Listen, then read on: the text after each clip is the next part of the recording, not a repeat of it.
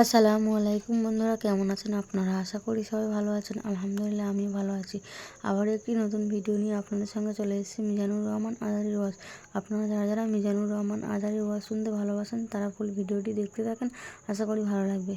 এরপর 8 নম্বর আল্লাহ বললেন, ইয়া আইয়ুহাল্লাযীনা আমানু ইজতানিবু কাসীরাম মিনায-যন্নি ইন্না বা'দায-যন্নি।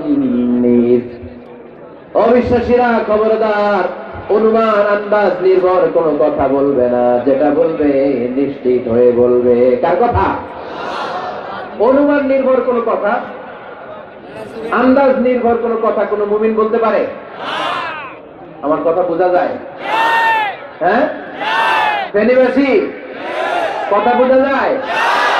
ফেনী না হেনি? হ্যাঁ, আর বাড়ি হেনি, আইসাই রেনি রেনি। আপনারা কি ডাকেন, ফেনী না হেনি? ফেনী। মাশাআল্লাহ মাশাআল্লাহ, খুব সচেতন ফেনীবাসী। দেখছেন দেখছেন, আপনাদের জেলা নিয়ে কিছু বললে খারাপ লাগে না? লাগে। তো নোয়াখালী করে গালি দিয়েন না, চিটাঙ্গেরে গালি দিয়েন না, কুমিল্লাবাসীদেরকে গালি দিয়েন না। আমার 64 জেলায় সুজলা সুফলা শস্য শ্যামলা, ঠিক কিনা?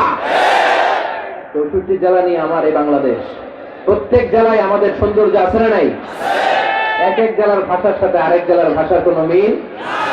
সিলেটে ছিল আমার গতকাল মাহফিল, আমি জিজ্ঞেস করছি, ভাই সাহেব ঠিকা কররা আপনারা ভালো আসেননি? তো মহা খুশি, কারণ ওদের ভাষায় কথা বলেছে, ওরা ওদের ভাষাটারে বড্ড ভালোবাসে। আমরা প্রত্যেকে আমাদের প্রত্যেকের জেলাটারে বড্ড পছন্দ করি, ঠিক কিনা? এই যে কালিমু কাসীরাম মিনায-যন্ন, আন্দাজ অনুমান নির্ভর কথা মুমিন কখনো বলতে পারে না। এজন্য আল্লাহর হাবিব বললেন, ইয়াকুম ওয়ায-যন্ন ফাইন্নায-যন্না কাযাবুল হাদীস। খবরদার, তোমাদের উচিত আন্দাজ অনুমান নির্ভর কথা থেকে বেঁচে থাকা, কেননা অনুমান করে কথা বললে পাপ হয়। অনুমান করে কথা বললে কি হয়?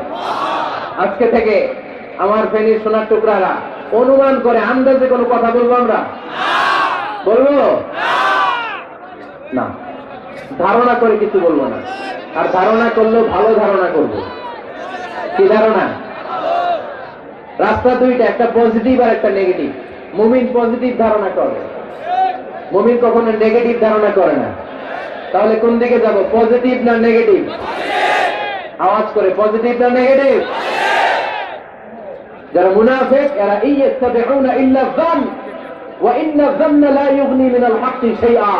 যারা মুনাফিক এরা আন্দাজ অনুমান নির্ভর মানুষের ব্যাপারে কথা বলে, আর আন্দাজ অনুমান কখনো সত্যের বিকল্প হতে পারে না। আন্দাজ অনুমান কখনো সত্যের বিকল্প হতে পারে? এজন্য দৃষ্টিভঙ্গি বদলান, জীবনকে বদলায় দিবে কে? আমরা কখনো কোনো নেগেটিভ কথা বলবো না, অলওয়েজ পজিটিভ। অলওয়েজ কি? এই যে আমার হাতে কি দেখা যায়? পানির বোতল, তাই না? এখানে অর্ধেক পানি ভরা আছে।